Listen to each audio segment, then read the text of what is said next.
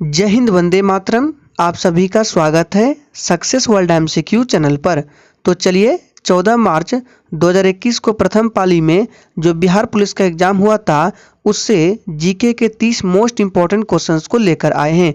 अगर आप इस बार बिहार पुलिस में फॉर्म भरने वाले हैं तो आप लोग इस वीडियो को अवश्य देखें और क्वेश्चन सॉल्व करके देखिए कि आप लोग कितना क्वेश्चंस बना पाते हैं और हमें कमेंट बॉक्स में ज़रूर बताइए। तो एग्जाम में प्रश्न पूछा गया था, बिहार में क्रियान्वित की जा रही अंत्योदय अन्न योजना का उद्देश्य क्या है। अगर आपको आंसर पता है तो आप लोग कमेंट बॉक्स में अपना अपना आंसर देते जाएंगे। तो देखिए, अंत्योदय अन्न योजना का उद्देश्य क्या है, तो बीपीएल परिवार में सबसे गरीब को चयनित करके उस परिवारों को सस्ता गेहूं और चावल आमंत्रित करना है। तो इसका राइट आंसर का होगा ऑप्शन सी के साथ चला जाएगा, चयनित परिवारों को सस्ता गेहूं और चावल आमंत्रित करना। नेक्स्ट क्वेश्चन पूछा गया था, विश्व सरैया लोहा एवं इस्पात लिमिटेड किस राज्य में स्थित है। तो दूसरे का राइट आंसर अगर आप लोगों ने ऑप्शन डी को दिया है तो बिल्कुल सही जवाब हो जाएगा, ये कर्नाटक राज्य में स्थित है। आने वाले बिहार पुलिस के एग्जाम में आपको जगह का नाम पूछ सकता है कि कर्नाटक में किस जगह पर है, तो याद रखना है ये शिमोगा में है। इसको याद कर लीजिएगा, हो सकता है आने वाले एग्जाम में पूछ लिया जाए। नेक्स्ट क्वेश्चन पूछा गया था, विधान परिषद की न्यूनतम सदस्य संख्या निर्धारित है। यहाँ पे सदस्य होगा।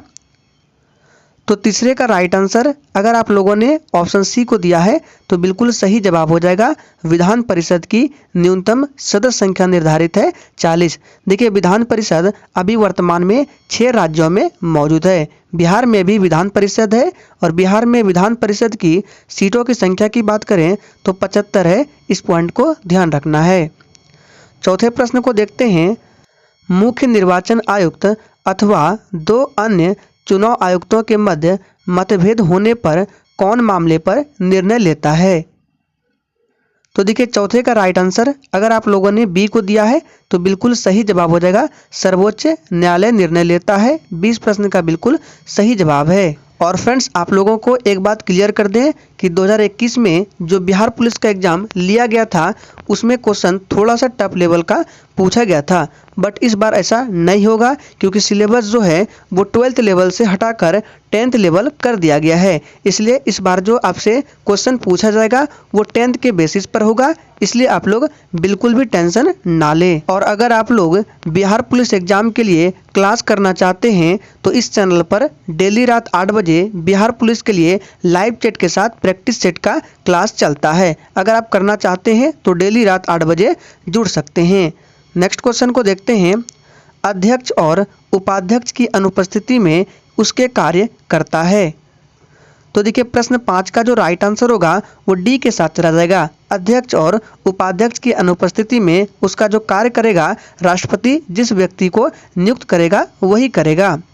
नेक्स्ट क्वेश्चन को देखते हैं, निम्नलिखित में से कौन सा एक युग्म सुमेलित नहीं है। इधर स्थानांतरण कृषि है और इधर राज्य दिया गया है। तो सबसे पहले फर्स्ट ऑप्शन को देखते हैं, दीपा जो कि छत्तीसगढ़ से संबंधित है, ये बिल्कुल सही है। पामलू जो है ये मणिपुर है, बिल्कुल संबंधित है। देखिए, कुछ स्टूडेंट झारखंड को बोलते हैं कि पामलू झारखंड में है, तो देखिए पामलू झारखंड में नहीं है, पलामू झारखंड में है। दोनों वर्ड को सही से देख लीजिए, ये पामलू लिखा गया है और ये पलामू है। अगर पलामू होगा तो वो झारखंड होगा, लेकिन पामलू होगा तो वो मणिपुर से संबंधित है। झूम की बात करें तो ये असम में होती है, बिल्कुल सही है। वेबर की बात करें तो ये बिहार दिया गया है, जो कि गलत है क्योंकि वेबर जो है ये मध्य प्रदेश में होता है, ध्यान रखना है। तो इस प्रश्न का जो राइट आंसर होगा ऑप्शन डी हो जाएगा, ये सुमेलित नहीं दिया गया है। नेक्स्ट क्वेश्चन देखते हैं, पवनों एवं उनके प्रवाह क्षेत्र को सुमेलित कीजिए। देखिए, प्रश्न 7 जो है इसमें मिलान करने वाला है और आपको ऑप्शन में मिलान करने का नहीं दिया गया है। तो देखिए, हम बता देते हैं, फर्स्ट ऑप्शन का जो आंसर होगा वो इटली के साथ जाएगा, तो बोरा हो जाएगा आपका इटली। दूसरा जो है मिनिस्ट्री, ये होगा आपका किसके साथ, दक्षिणी फ्रांस के साथ। और ऑप्शन सी में जो है खमसिन, ये आपका हो जाएगा मिस्र में। और हरमट्टन जो है ये पवन हो जाएगा पश्चिम अफ्रीका में। तो यहाँ पे लिख देते हैं एक बार, 1 का राइट आंसर सी होगा, 2 का राइट आंसर डी होगा, तीसरे का जो राइट आंसर होगा वो ए के साथ जाएगा और चौथे का राइट आंसर बी के साथ जाएगा, याद कर लीजिए। नेक्स्ट क्वेश्चन देखते हैं, राज्य पुनर्गठन आयोग 1956 की सिफारिशों के बाद बिहार विधानसभा के निर्वाचित सदस्यों की संख्या क्या थी। आप देख सकते हैं किस तरह के प्रश्न एग्जाम में पूछे गए थे। तो देखिए यहाँ पे राज्य पुनर्गठन आयोग 1956 की बात कर रहा है, तो इसमें बिहार विधानसभा के निर्वाचित सदस्यों की संख्या 318 थी। याद रखना है 330 नहीं होगा, क्योंकि यहाँ पे कंडीशन है राज्य पुनर्गठन आयोग 356 की सिफारिश के बाद पूछा जा रहा है, तो 318 राइट आंसर है।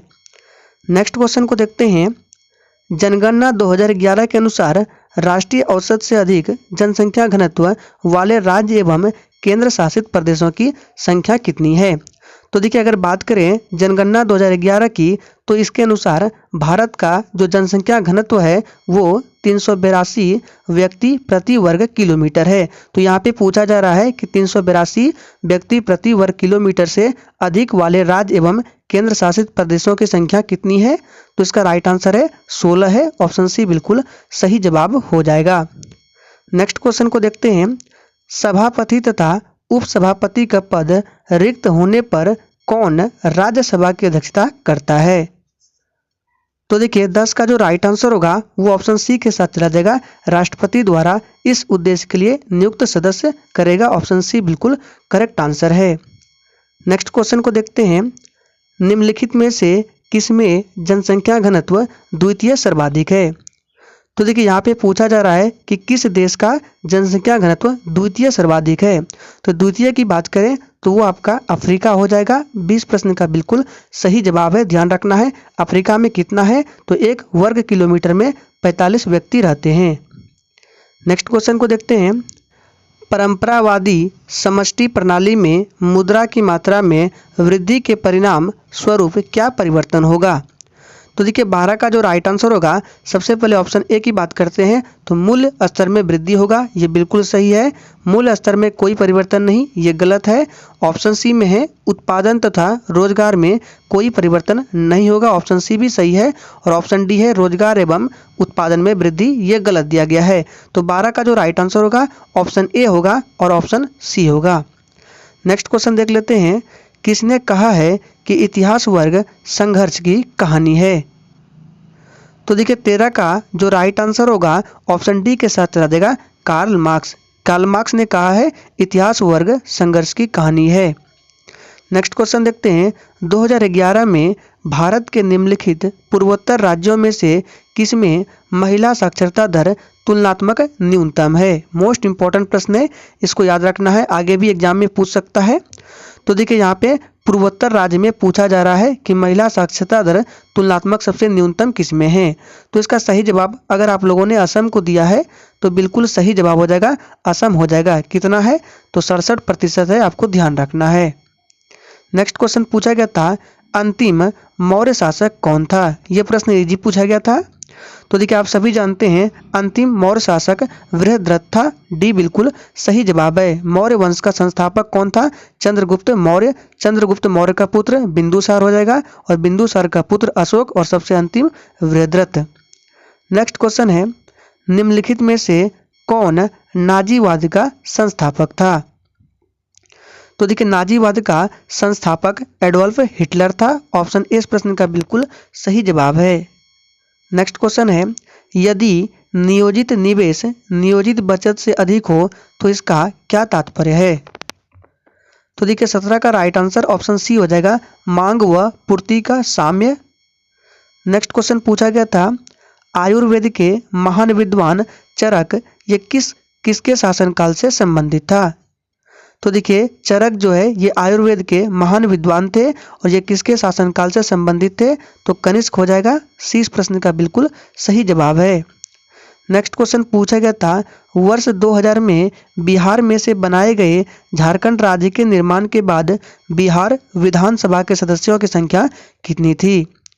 तो देखिए इसका सही जवाब है 243। पहले भी 243 और वर्तमान में भी बिहार विधानसभा के सदस्यों की संख्या 243 है। आपसे पूछ सकता है लोकसभा कितनी है, तो 40 है। राज्यसभा सदस्यों की संख्या 16 है। विधान परिषद की बात करें 75 है, ध्यान रखना है। नेक्स्ट क्वेश्चन देखते हैं भारत में तांबे का तीसरा सर्वाधिक उत्पादक राज्य कौन है। तो फर्स्ट की बात करें तो फर्स्ट नंबर पर आपका मध्य प्रदेश आ जाएगा, दूसरे स्थान पर राजस्थान है और तीसरे स्थान पर झारखंड है। सी इस प्रश्न का बिल्कुल सही जवाब हो जाएगा। आपको जितने भी एक्स्ट्रा फैक्ट बता रहे हैं सभी को कॉपी में नोट डाउन कर लीजिए, आने वाले एग्जाम में निश्चित रूप से प्रश्न आपको देखने को मिलेगा। नेक्स्ट क्वेश्चन है, निम्नलिखित में से भारतीय गायकों में बेजोड़ लता मंगेशकर नामक ये किसकी रचना है? तो देखिए ये जो रचना है कुमार गंधर्व की रचना है। ये इस प्रश्न का बिल्कुल सही जवाब है। नेक्स्ट है, अतिरिक्त मूल्य का सिद्धांत किसने प्रतिपादित किया? तो देखिए अतिरिक्त मूल्य का सिद्धांत जो है ये प्रतिपादित किया था कार्ल मार्क्स ने। नेक्स्ट क्वेश्चन देखते हैं, भारत की गुट निरपेक्षता की विदेश नीति के जन्मदाता कौन थे? तो देखिए 23 का राइट आंसर हो जाएगा जवाहरलाल नेहरू। फर्स्ट ऑप्शन इसका राइट आंसर होगा। भारत की गुट निरपेक्षता की विदेश नीति के जन्मदाता पंडित जवाहरलाल नेहरू थे। नेक्स्ट क्वेश्चन देखते हैं, IFSC कोड में कितने अंक होते हैं? तो देखिए IFSC कोड में 11 अंक होते हैं। सेकंड ऑप्शन इसका राइट आंसर है। और यहाँ से एक प्रश्न बिहार सब इंस्पेक्टर में पूछा गया था कि पेन में कितने अंक होते हैं? तो देखिए पेन कार्ड में अंक होते हैं 10 होता है और आधार कार्ड में 12। इन तीनों को ध्यान रखना है। नेक्स्ट क्वेश्चन देखिए, राष्ट्रसंघ कब अस्तित्व में आया? तो देखिए 10 जनवरी 1920 ईस्वी को राष्ट्रसंघ अस्तित्व में आया। थर्ड ऑप्शन इसका सही है। नेक्स्ट है, राज्य की उत्पत्ति का सबसे प्राचीन सिद्धांत कौन सा है? तो देखिए राज्य की उत्पत्ति का सबसे प्राचीन सिद्धांत है दैवीय सिद्धांत। फर्स्ट ऑप्शन इसका बिल्कुल सही जवाब है। और फ्रेंड्स सेशन के एंड में अपना अपना स्कोर ईमानदारी पूर्वक देना है। नेक्स्ट है, राजपूत काल में समाज में किस नवीन जाति का उदय हुआ? तो मेरे हिसाब से इसका राइट आंसर सी होना चाहिए। ऑप्शन सी बिल्कुल सही जवाब है। नेक्स्ट क्वेश्चन है, निम्न में से कौन सा मत राज्य की उत्पत्ति के विकासवादी सिद्धांत का समर्थन करता है? तो देखिए 28 का राइट आंसर क्या होगा? इसका राइट आंसर ऑप्शन डी के साथ चला जाएगा। राज्य मानव समाज के निरंतर विकास का परिणाम है। फोर्थ इसका राइट आंसर है, याद रखना है। नेक्स्ट क्वेश्चन पूछा गया था, विश्व नगरी शब्द का प्रयोग पहली बार किसने किया था?